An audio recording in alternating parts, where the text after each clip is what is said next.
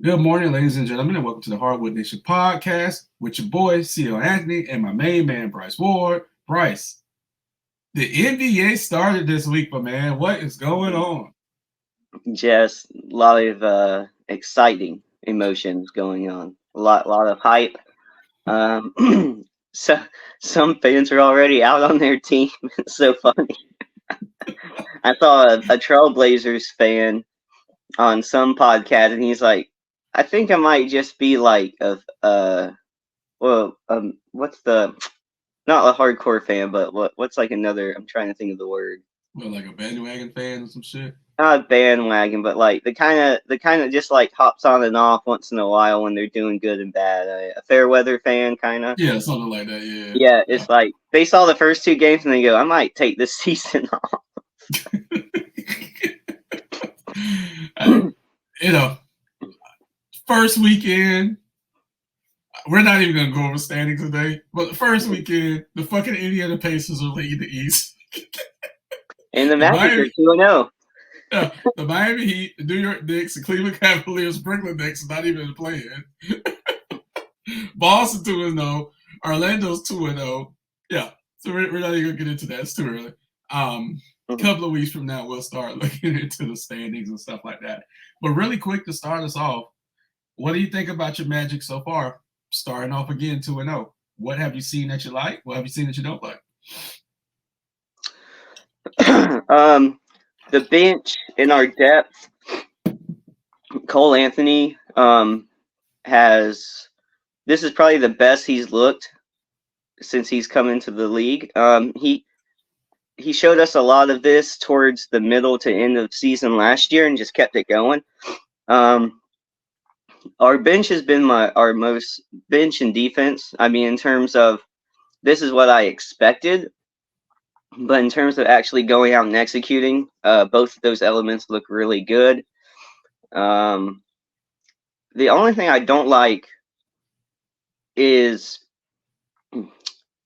and I don't even know if it's like a bad thing, it's just we haven't got to see Paolo be Paolo yet, but he's showing maturity. He's showing that even though he hasn't scored as much as he did last year, it seems like he's getting more rebounds, more assists, and he's being more effective just from field goal range. He needs to work on free throws still, but in terms of what everybody else on the team is doing, it seems pretty normal. Except Paolo seems to be, I don't know. Some people think he still has like a lingering hand injury. Some people think he's just being way more patient instead of looking for stuff, because the knock on him last year was efficiency, and this year isn't so much as let's just throw him out there and see what he does. It's we're trying to win games. So I think his role is slightly different than what he had last year. I'm not like overly worried, but out of the two games, I would just say I'd like to see more from Paolo as our star player, but it's not like we're not winning the games. So it's not like the biggest issue. It's just I think we're looking at a slightly different situation than Paolo was in last year. And we're still waiting for him to have like that big game for this season. But overall, I mean, Orlando looks like where they would make mistakes and fall behind last year, especially to teams that other pundits and people around the league would consider to be on Orlando's level. Houston, Trailblazers this season. We have played them in a way that seems like we're better. We've kept composure when they've made their runs.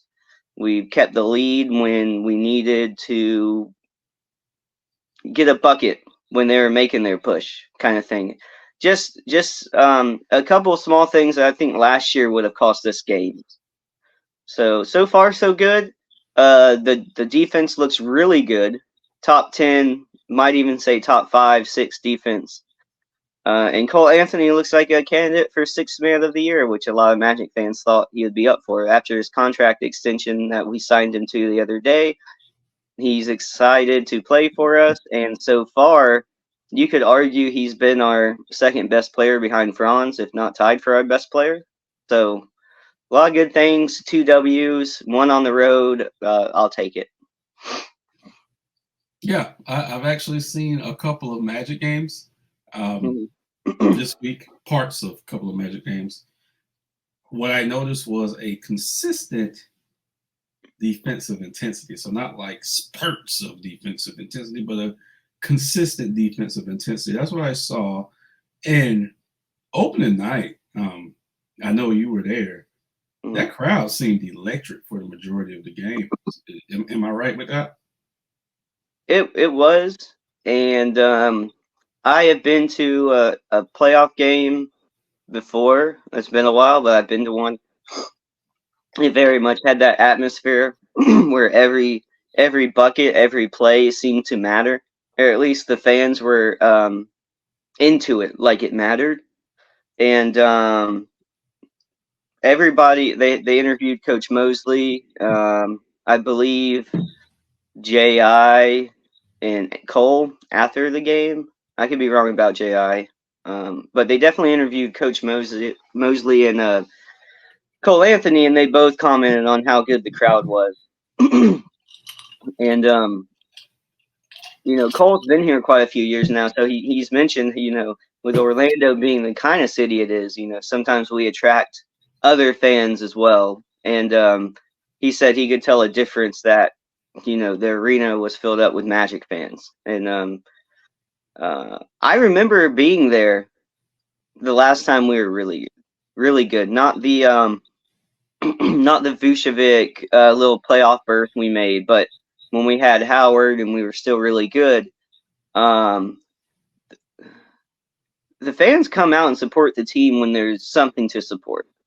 So I really suspect that the arena, the Amway, is going to be popping this year.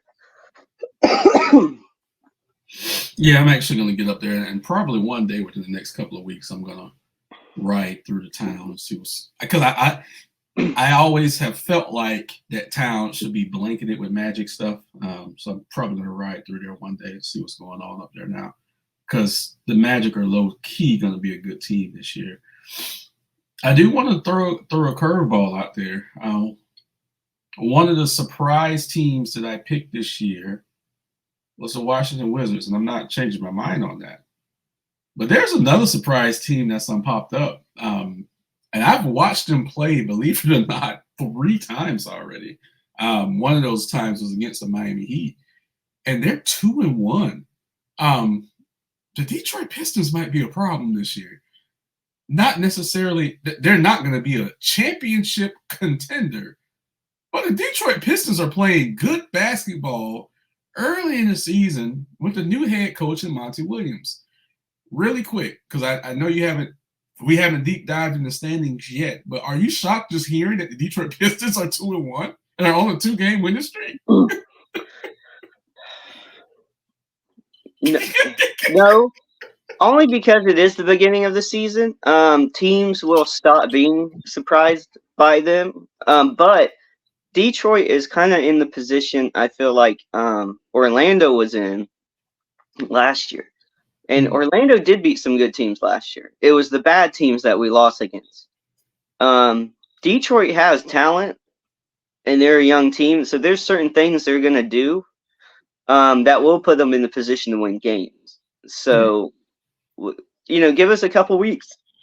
They still might be a nice surprise team. Yeah.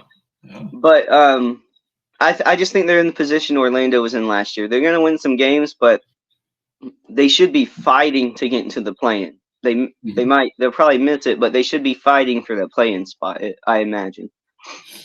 I want to before we move on to our next and big topic, I want to say this about my Miami Heat, who are 1-2.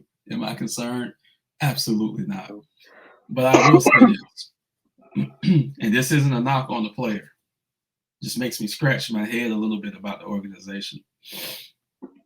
If our star player didn't play all of preseason, and you already are resting him in game 3 in the regular season, I have a problem with that, because he should be rested. I don't care if it was a back-to-back. Yeah, we had a tough game in Boston. I get it. But if you don't play the entirety of the preseason, you shouldn't be resting the first 3 games of the regular season, like in the game 3 of the regular season. You need to play. You need to get into game shape. I know it's not your fault necessarily, but I don't agree with what happened last night. I unequivocally don't agree with the Miami Heat resting Jimmy Butler in game 3, especially because he did not play in the preseason, which I'm big on. I don't care who you are. I will criticize anyone for not playing in the preseason. I've talked shit about LeBron James for not playing in the preseason. And guess what he did this preseason? He played. Last preseason, he did not. I know. Go ahead. My only issue with that is you guys lost to Minnesota when you needed that win. Game. Yeah, it was a winnable the game. only reason I say that is because what did you guys do last year? You didn't have a great regular season, so you go into the playoffs, right? A lower seed. Mm-hmm. And you won those series. But you were so gassed after going through the toughest teams because you're a low seed. That means you have to play the 1, and then you're going to turn around. Then you had to play, I think, Knicks and Boston. Yeah. I know if you make it to the finals, you have long series. I know you played good teams, but you were gassed. You had nothing left for Denver. So it's like, wouldn't you want to have a better regular season so maybe you can make your playoff experience a little easier? I mean, as hard as it's going to be anyways. So it's just like, I know it's early. I know it's a back-to-back. But I mean, damn. Yeah, it turned my head yesterday afternoon when I saw that Jimmy Butler wasn't playing. And it's just like, I get it, but this is a thing more so at the end of the season, not at the beginning of the season, especially when you didn't play in the preseason.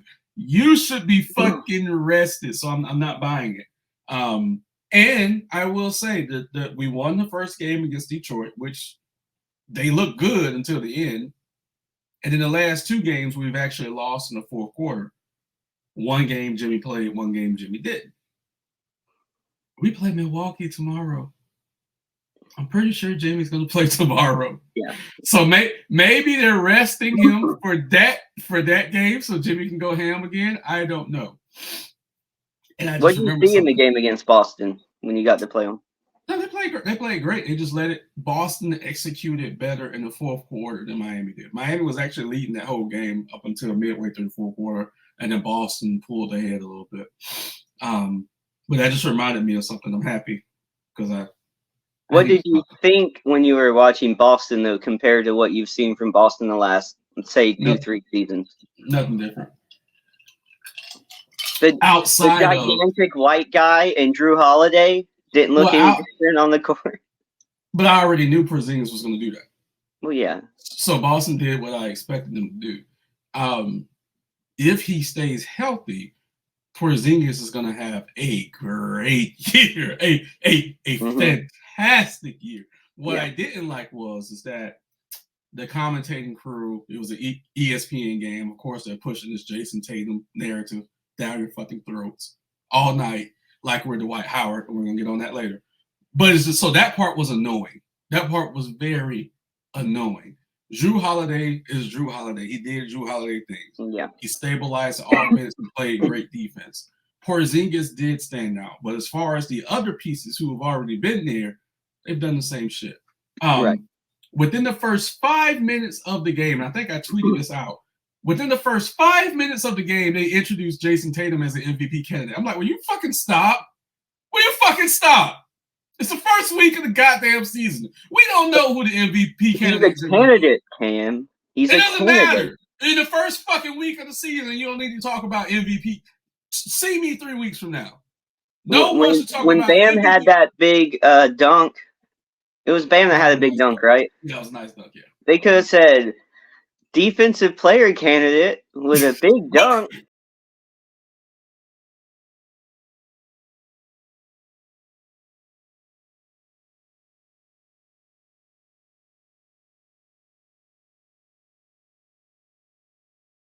Watched the entirety of the game after I said I wasn't going to watch the game, which you reminded me of because I'm in my feelings. I am.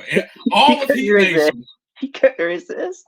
All of Heat Nation are in our feelings, right? Yeah. But if it would have been Milwaukee versus anybody else, I want to watch it. But I needed to see Milwaukee and Philly, and I'm happy that I saw it. So let's break this down really quick. A couple of things I said needed to happen with this team. Dame needs to be the guy, and they need to push the tempo. It's two things I said that Milwaukee has to do. So the game started. Giannis and Dame. They played well off of each other. I was like, okay. But tempo was a little slow, like the first half of the first quarter. It's the first game of the fucking season, so I get it, right? When Giannis got out that game, because Giannis got in foul trouble like he always does. Man, when Giannis got out that game, Dame went to cooking.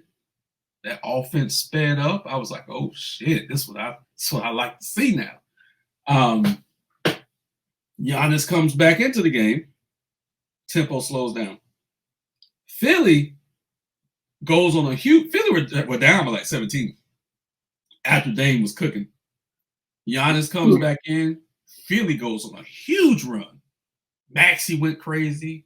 Embiid does Embiid things. Punch Milwaukee in the mouth. This is my issue. I saw Milwaukee shrink again. Philly took control of that game after being down by 17 and led that game into the fourth quarter, where ironically, Dame showed up again. And they pulled it out. Mm-hmm. But Philly almost won that game. And Philly almost won that game because they were consistent after the slow start. They were consistent for the rest of the game. And Milwaukee looked like deers in headlights again. Mm-hmm. Luckily, which is why he's there, luckily Dame closed Philly out. So they did the two things I thought they should do. One, Dame should be the guy. Two, they were able to speed up the offense just a little bit when Giannis was out of the game. I still think, one, Heat in 5, but also I'm not ready to put them as title favorites just yet because in game 1, you almost let Philly big boy you. So that was a little concerning to me because I'm just like, okay, I've said before the Dame trade to Milwaukee, Philly was the best team on paper in the East. And Kelly Oubre had a good game too, mind you, for Philly. He's going to be big for Philly. He's going to be big. So I don't think this is going to be the cakewalk that people think Milwaukee's going to have because you can tell when a team is shook, and Philly had Milwaukee shook in game 1.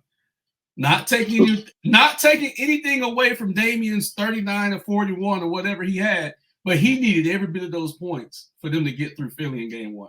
What are your thoughts on that colossal matchup for game 1? Because that's what it was. Philly performed better than I thought because, yes, on paper, Philly's good. The locker room issues that Harden creates in the roster spot, I mean, is a puzzle that Philly has to figure out. But they played better against Milwaukee than I thought. I did pick Maxey in fantasy, and I predicted that he would have a big season with the Harden issues. And game 1 pretty much solidified that. I know it is one game, but he looked great. Yeah.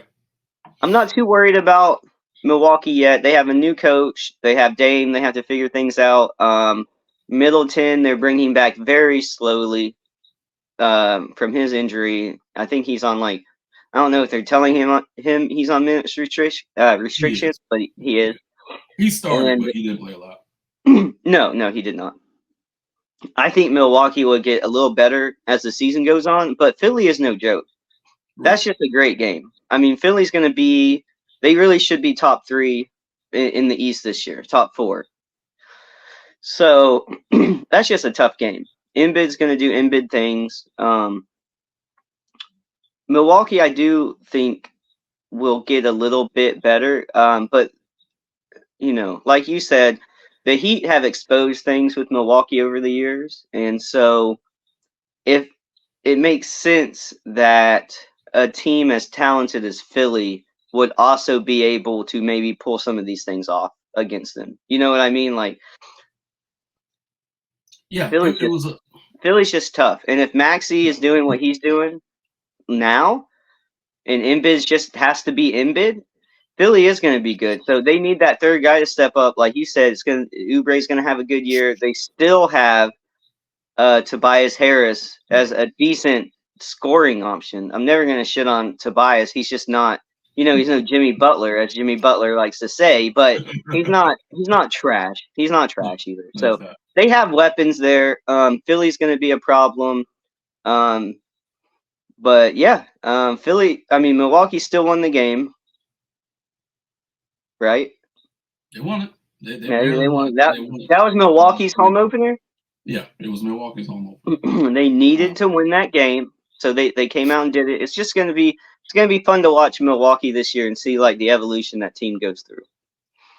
The look of fear that I saw in their eyes, I've only seen it against Miami. That's why I was like, damn, it's game 1, and you guys are already questioning yourselves.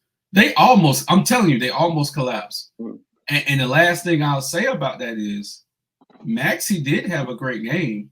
Who did he have a great game at the expense of? Who was guarding Maxey? I love you, but you don't play defense.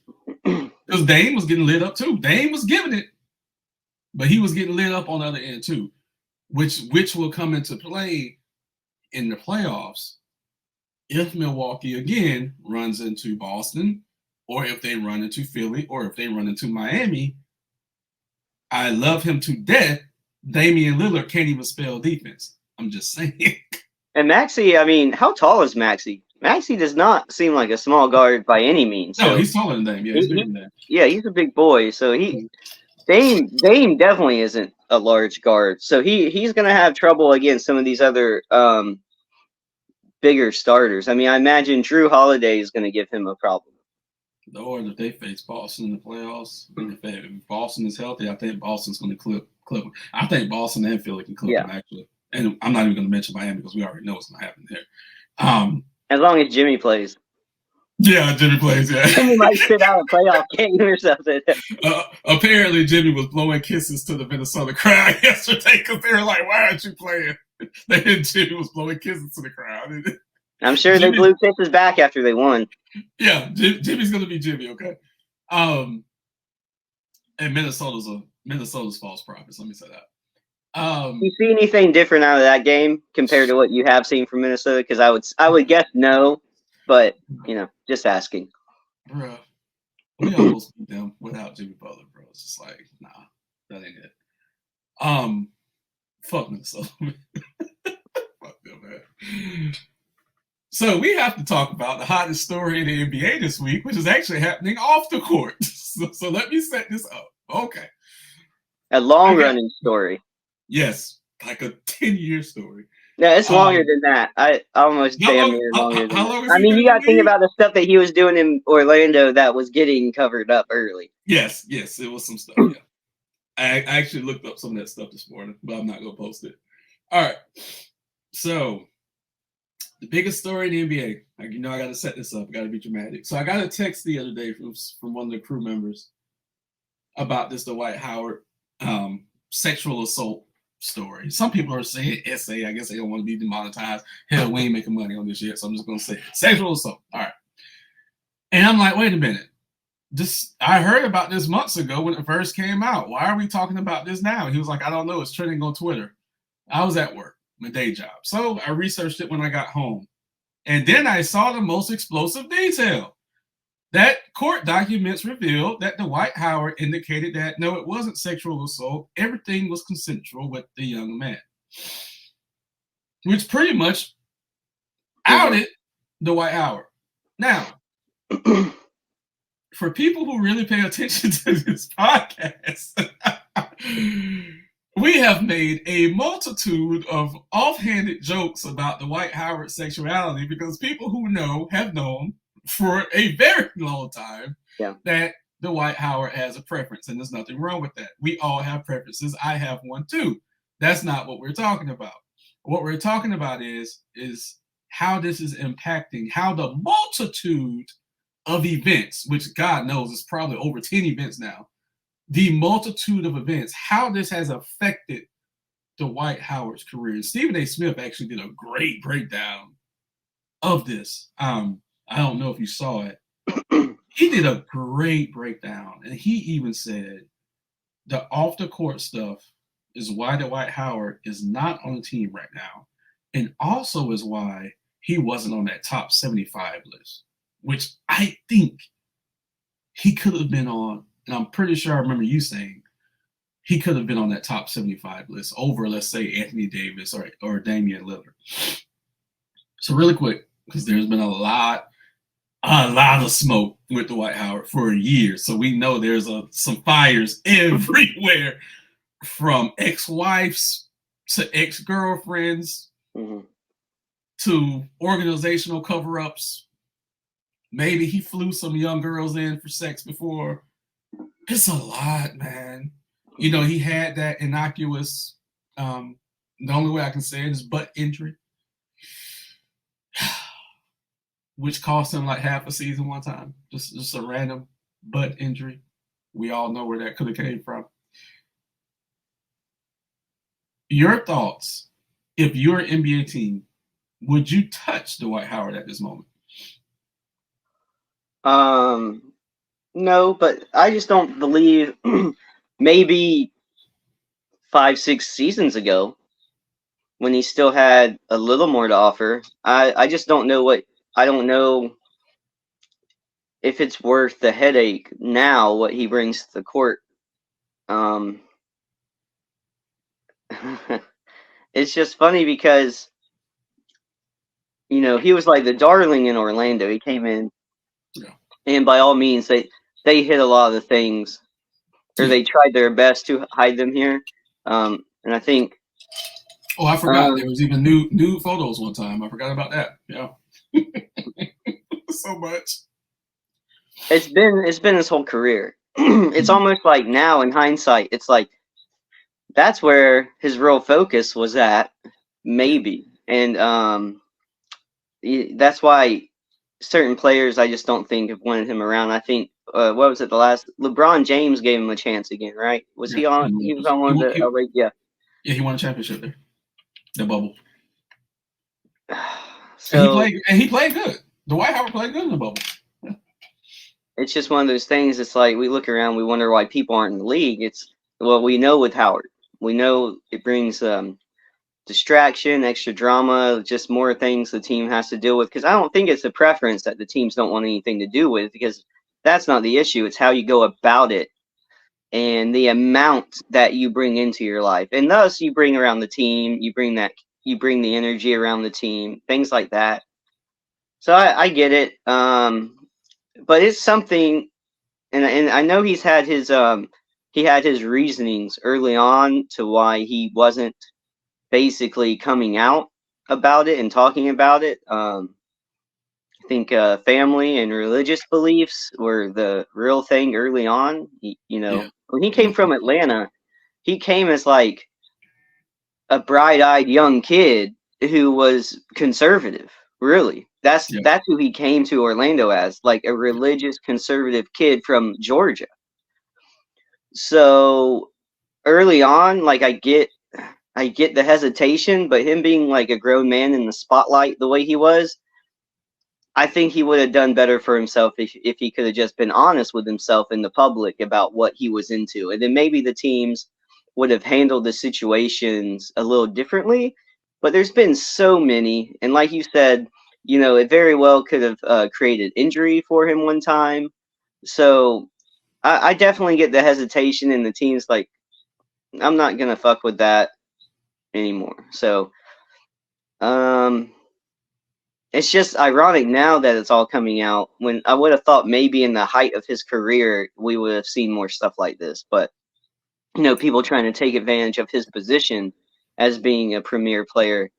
So, I mean, we've always known about it. We didn't know the details. More and more is coming out now, of course. But yeah, it's just, it's interesting that the rest of a lot of other people are just wising up to it when it's been around for a while. Yeah, it's been around, and we're not going to get into a lot of the salacious details, but I will say this from personal experience that sometimes it is easier when you come out and be yourself. And I've always said that about Dwight Howard, and I believe if Dwight Howard would have, I understand why, like you said, why he held this for so long, but people who knew. This wasn't surprising news. Like I said, ex-wives, ex-girlfriends, people on the street, we've all known that Dwight Howard has a preference, and that's fine. The issue is, I believe if he would have embraced the preference publicly years ago, he would have been even a bigger star than he was when he was in Orlando with the Superman gimmick. The way society is going right now, I think everyone would have embraced him more so than ever before. And I've always said that about Dwight. I said, if he just fucking comes out, owns up to it, he'll be fine. But the hiding and then the misconduct is what kind of derailed it a little bit. So to get into the legalities, there was a sexual assault claim. And again, Dwight Howard released a statement and also released a video saying, hey, everything was consensual. We don't know what happened in that bedroom. All we know is that this could be affecting Dwight Howard's career, which I mean, his career's been over. He's been out of the league for 2 years now. There's no way they're going to let him back in the league. And it's just sad because of the caliber player that he was in his peak. Because Dwight Howard can still go out there and block shots and get rebounds. Are you kidding me? Mm-hmm. In a league that doesn't have a lot of great centers, Dwight Howard could still impact basketball in a positive way. So it's just sad that this is derailed his career, because this is the only thing that makes sense as to why he's not on a roster right now. My Heat could use a player like Dwight Howard to back up Bam Adebayo. Imagine Dwight coming back to Orlando in a limited role where he started. Imagine the story behind that. Like, no one's going to touch this dude right now. And it's sad. If Dwight Howard would have seen Jimmy Butler on media day with them bangs, I don't know if there would have been no stopping him, though. He would have snatched up Jimmy Butler and ran out of that arena. Oh, boy. The videos that people – because see, this is how another thing, like all the teammates, everybody is known except for the public, because now people are coming out with videos where they're like, oh, everybody knew. And then they'd show a video of like him saying stuff and other players looking at him like what did you just say? Like, what? There's a video of him literally sitting on the bench, right? And when he goes to sit down, he puts his whole hand in another dude's like crotch. And I'm just like, what? Like right in the middle of a game, he just sits down and does it. Like, there's been hints over the years, and now it's like all that stuff's coming out, and it's kind of humorous to see. I remember that video making the rounds, a few years ago. I remember that. So from the standpoint of him coming out, I am happy because, like I said, it's one, it's a liberating thing, and two, I hate that he had to come out in this way, but I'm happy that he's come out. Okay, because I know the weight that has on a person. I get it. But secondly, man, you can't be touching people without you can't be doing shit to people without their consent, man. Like, you can't be doing that. Like, it's good that you came out, but you don't want to come out this way. You know what I'm saying? And it's I'm sorry, but for most guys, they're not going to feel intimidated. Dwight Howard will intimidate any man on this planet. Like, it's a little different. He is so big, dude. Right. It's like nobody can fight that off. Right.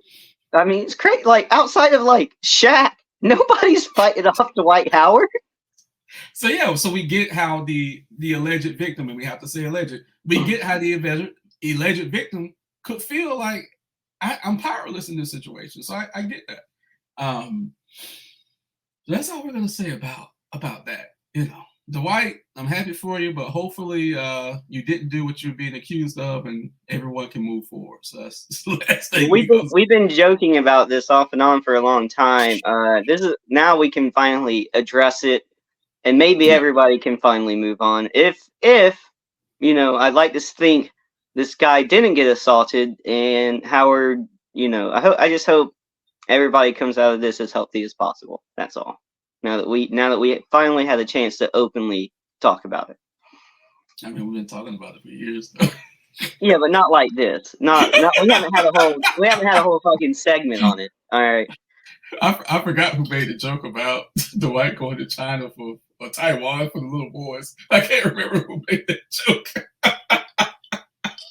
And somebody did make that Jimmy Butler joke too. But yeah, so we're gonna put a wrap on that. So everyone, that's gonna be it for this week's episode of the Hardwood Nation podcast. Please like, subscribe, and share our content.